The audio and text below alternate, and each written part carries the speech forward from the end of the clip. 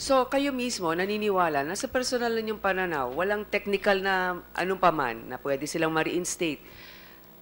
Sa tingin nyo, hindi tama yon at hindi magandang ehemplo yon, hindi ba? Yes, Your Honor.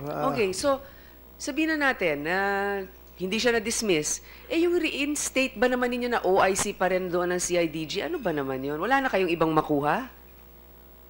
Your Honor, I am trained to follow orders, Your Honor. So, who gave you the orders to reinstate him in that particular position? The President always intimated to me whenever we talk. He said that kung pwede nang patrabahuin yung mga tao niyan, kung wala nang nagbabar sa'yo, patrabahuin mo na yan.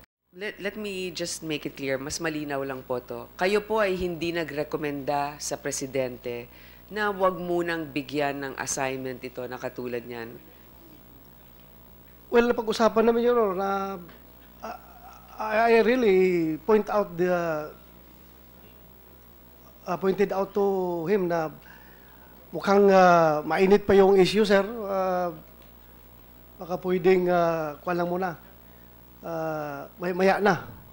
And he told me, every time lalabas siya sa media, Your Honor, sige siya sabi na, pabalikin yan, patrabaho na yan, balik-balik gano'n. Tapos magkita kami, may flight. Sayang yung mga tao niya, walang ginagawa. So, ako naman, Your Honor, I take it as an order from my boss. Although hindi niya directly sinasabi na ilagay mo doon, papalikin mo ganito, but I'm just taking hints from his pronouncement, Your Honor. So, well, I talked to the director of CIDG. Kung walang nagbabar sa atin, technically, walang nagbabar sa atin na i-reassign natin ito sa ganitong pwesto, then patrabahoin natin.